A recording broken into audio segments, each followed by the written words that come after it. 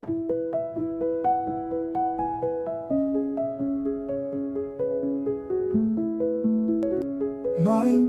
Vellore. Today, Honorable Justice Bhavani Subbarayan, Madras High Court Judge.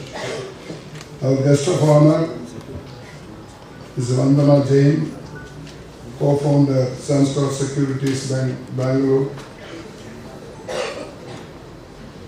Respected Vice Presidents, Mr. Shankar Viswanathan and Sekhar Viswanathan, Dr. Sandhya Reddy, our Vice Chancellor, Dr. Kanchana Bhaskaran, Pro-Vice Chancellor, Dr. Parsadi Malik, Registrar, Dr. Jayabharati, the Assistant Director of Student Welfare, Dr. Varalakshmi, other participants, professors, students, members of the press and media, and distinguished invitees, very good morning to you. Today is an important occasion. Not only we are celebrating Women's Day, but VIT is the only university in India out of 1,200 universities where you have both Vice Chancellor and Registrar as ladies. There is no other university. Whenever we celebrate Women's Day, I always think of my mother, who was responsible for many things in my life, along with the father. In anybody, a man is always depends on three ladies. One is mother, the second is wife, third is daughter. Of course, others are also there. Today, this is being celebrated all over the world. Often, women are called the weaker sex. Regarding that, once Gandhiji said, they may be weak in suffering, weak in striking, but very strong in suffering. That's what Gandhiji said about women. There was a survey on women's achievement in the world, which says that 66% of the work is done by them, the women, and 50% of the food production is done by them, but they earn only 10% of salary, and they own only 1% of the property in the world. This is the survey of the world. Today we have two guests, the guest of honor and chief guest. Both of them are related to VIT. Justice Bhavani Subbarayan is our proud parent, her daughter studied here. And guest of honor is our old student. So both of them are related to VIT. What is it? As Shankar pointed out, the only thing which can liberate women and take them towards prosperity and growth is education. That is where they should concentrate, and VIT is always encouraging women, girls to go for higher education and also to get good places. In fact, in the total strength of the students, once it was 20%, 15 to 20% of the total strength. Now we have crossed 1/3. Even though in the student strength they are 1/3, the girls, when it comes to getting the ranking and the awards, they get 2/3. That shows how they are very good in studies. Then a day will come, as Shankar said, we will be requiring reservation for men. Otherwise they will take over everything. I always tell them, be careful about it because they study well, they don't waste time, they don't go about. That's the main thing. See, the world has been favoring women, but not to the equal extent. Take for example, there are 193 countries in the world, members of the United Nations. How many presidents or prime ministers are there among ladies? It is only 28. Both head of the government and head of the state put together, it's only 28. Of course, Asia has a role to play in political empowerment because the first prime minister, lady prime minister of the world, was elected from Sri Lanka in 1960.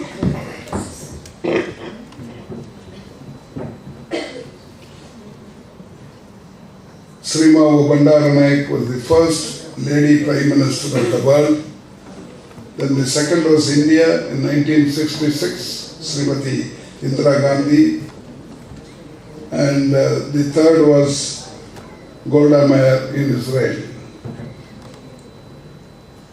I had the opportunity to move with two politically powerful women in the country.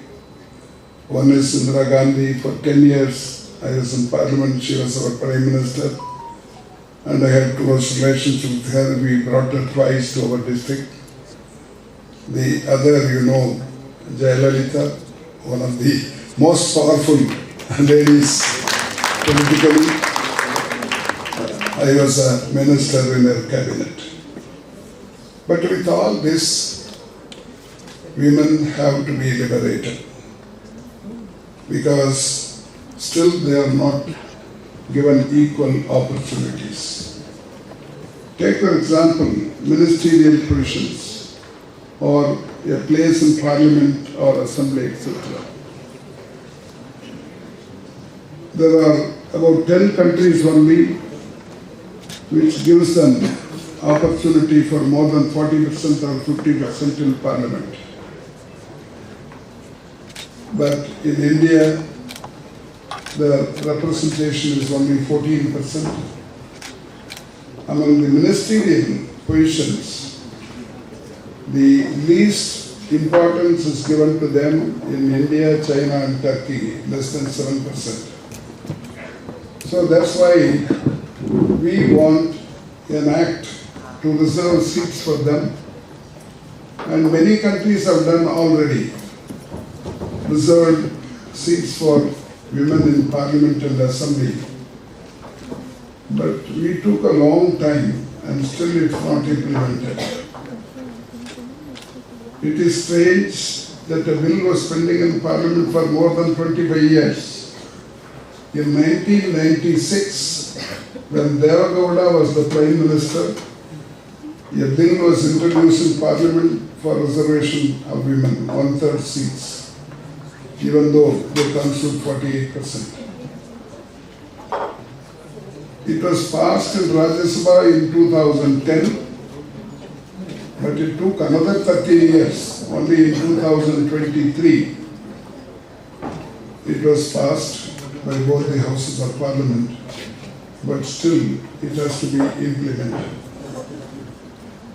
I am mentioning this to show that it's not easy for women to get their place, right place. Among Fortune 500 companies in the world, only 9 are headed by women. It shows that even Europe, America, everywhere, there is problem for representation. And it can be done only by education. That's why we have started a trust in this district. We want to make this a model. It's called Anaivarukkum Uyarkalvi Arakattalai, Universal Higher Education Trust, where we want to encourage everybody to go for higher education. And so far, we have given 9,400 scholarships, and out of which 2/3 are girls. Among the beneficiaries. Because you know, in India, we have the largest ignorant population. Among the world's illiterate women, 2/3 of them live in India. Not only that, because of this, the child marriage is dominating in our country. 47% of marriages conducted in this country are minor girls, less than 18. And almost 2/3 of them became mothers while they are in teenage. This shows that we have to go a long way in encouraging women to go for education so that they can stand on their own legs. I always remember Dr. Muthulakshmi Reddy. I think one hostel is named after her. I don't know. You studied about her. See, once girls were not allowed in medical colleges.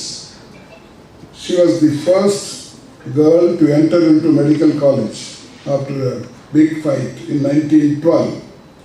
She became a doctor, and she was the first legislator to be elected in 1921 in the Madras Assembly.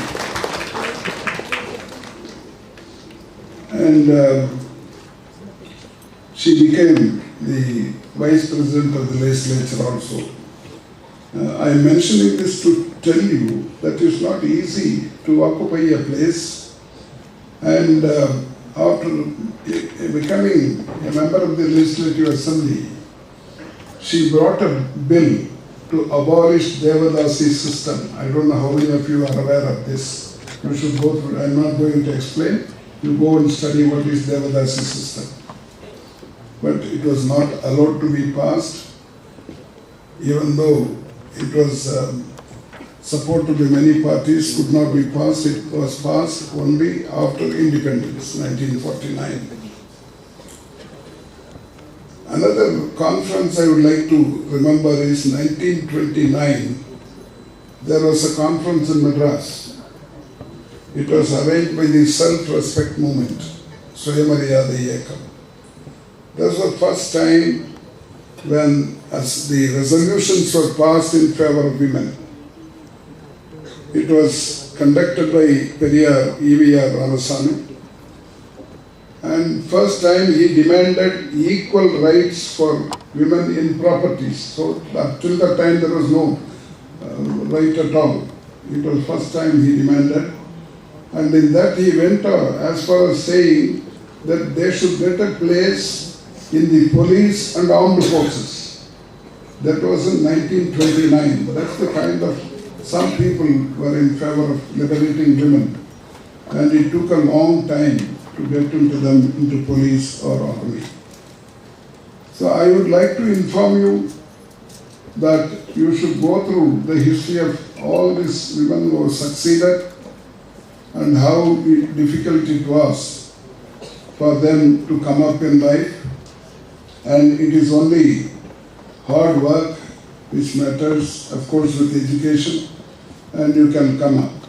Of course, our old student, Vandana Jain itself is an example for you how she can come up in life. She studied well and with hard work. And I would like to thank our chief guest, Justice Bhavani Subbarayan, for accepting our invitation. In fact, she has to go to Coimbatore today. In spite of it, I persuaded her to come here to address you and then leave here from Coimbatore. I thank her. And these are two progressive ladies where they had intercaste marriages. Of course, I should not mention it. I thought it would be useful to you because Periyar in those days said that the girls must be allowed to marry whoever they like. That was the demand of Pandai Periyar in 1930s. I think both of them have done that. And I would like to thank the organizers, even though it's a Women's Day. A man has been allowed to address you. Thank you very much, and I thank both the chief guests and the guest of honor. Thank you.